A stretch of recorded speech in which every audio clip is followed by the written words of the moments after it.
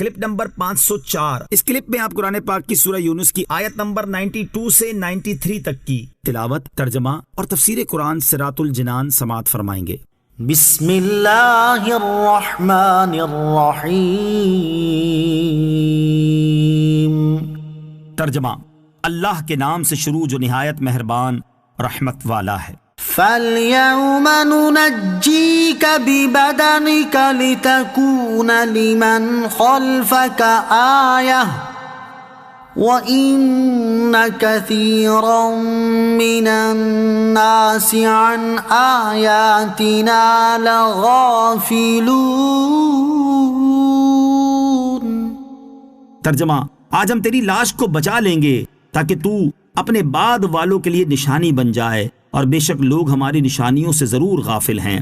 فَالْيَوْمَ نُنَجِّيكَ بِبَدَنِكَ، آج ہم تیری لاش کو بچا لیں گے۔ علماء تفسیر کہتے ہیں کہ جب اللہ تعالیٰ نے فرعون اور اس کی قوم کو غرق کیا اور حضرت موسیٰ علیہ السلام نے اپنی قوم کو ان کی ہلاکت کی خبر دی، تو بنی اسرائیل میں سے بعض کو شبہ رہا، اور اس کی عظمت و ہیبت جو ان کے قلوب میں تھی اس کے باعث انہیں اس کی ہلاکت کا یقین نہ آیا، تو اللہ تعالیٰ کے حکم سے دریا نے فرعون کی لاش ساحل پر پھینک دی۔ بنی اسرائیل نے اس کو دیکھ کر پہچانا۔ وَإِنَّ كَثِيرًا مِّنَ النَّاسِ عَنْ آيَاتِنَا لَغَافِلُونَ، اور بے شک لوگ ہماری نشانیوں سے ضرور غافل ہیں۔ اللہ تعالیٰ نے حضرت موسیٰ علیہ السلام اور فرعون کا واقعہ بیان فرمایا اور فرعون کا انجام ذکر کیا، اور اس واقعے کا اختتام اس کلام پر فرمایا۔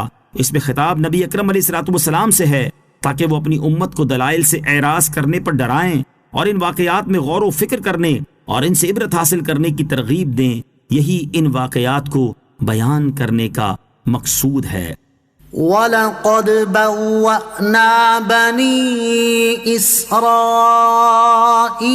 مُبَوَّأَ صِدْقٍ وَرَزَقْنَاهُم مِّنَ الطَّيِّبَاتِ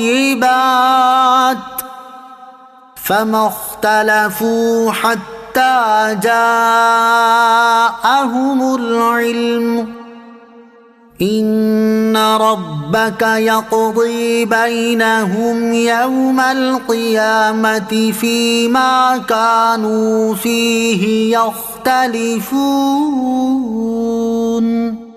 ترجمہ، اور بے شک ہم نے بنی اسرائیل کو عزت کی جگہ دی اور انہیں پاکیزہ رزق عطا کیا تو وہ اختلاف میں نہ پڑے مگر علم آنے کے بعد۔ بے شک تمہارا رب قیامت کے دن ان میں اس بات کا فیصلہ کر دے گا جس میں وہ جھگڑتے تھے۔ وَلَقَدْ بَوَّأْنَا بَنِي إِسْرَائِيلَ مُبَوَّأَ صِدْقٍ، اور بے شک ہم نے بنی اسرائیل کو عزت کی جگہ دی، یعنی ہم نے بنی اسرائیل کو عزت کی جگہ ٹھہرایا، اور ان کے سمندر سے نکلنے اور ان کے دشمن فرعون کی ہلاکت کے بعد انہیں عزت کے مقام میں اتارا۔ آیت میں عزت کی جگہ سے یا تو ملک مصر اور فرعون اور فرعونیوں کے املاک مراد ہیں، یا سرزمین شام، قدس اور اردن جو کہ نہایت سرسبز و شاداب اور زرخیز ملک ہیں۔ فَمَا اخْتَلَفُوا حَتَّى جَاءَهُمُ الْعِلْمُ، تو وہ اختلاف میں نہ پڑے مگر علم آنے کے بعد۔ یہاں علم سے مراد یا تو توریت ہے جس کے معنی میں یہودی آپس میں اختلاف کرتے تھے، یا سرکار دو عالم علیہ السلام کی تشریف آوری ہے کہ اس سے پہلے تو سب یہودی آپ کے قائل اور آپ کی نبوت پر متفق تھے، اور توریت میں جو آپ کی صفات مذکور تھیں ان کو مانتے تھے، لیکن تشریف آوری کے بعد اختلاف کرنے لگے۔ کچھ ایمان لے آئے اور کچھ لوگوں نے حسد و عداوت کی وجہ سے کفر کیا۔ ایک قول یہ ہے کہ علم سے قرآن مجید مراد ہے۔ علم اللہ تعالیٰ کا عذاب اور حجاب بھی ہوتا ہے۔ اس سے معلوم ہوا کہ جس علم کے ساتھ اللہ تعالیٰ کی توفیق اور حقیقی معرفت نہ ہو وہ علم اللہ عز و جل کا عذاب اور حجاب ہے۔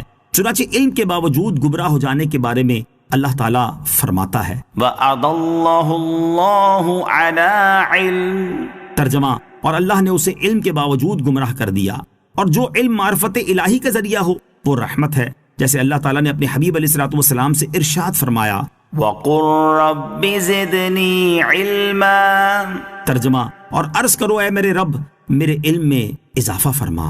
إِنَّ رَبَّكَ يَقْضِي بَيْنَهُمْ يَوْمَ الْقِيَامَةِ، بے شک تمہارا رب قیامت کے دن ان میں فیصلہ کر دے گا۔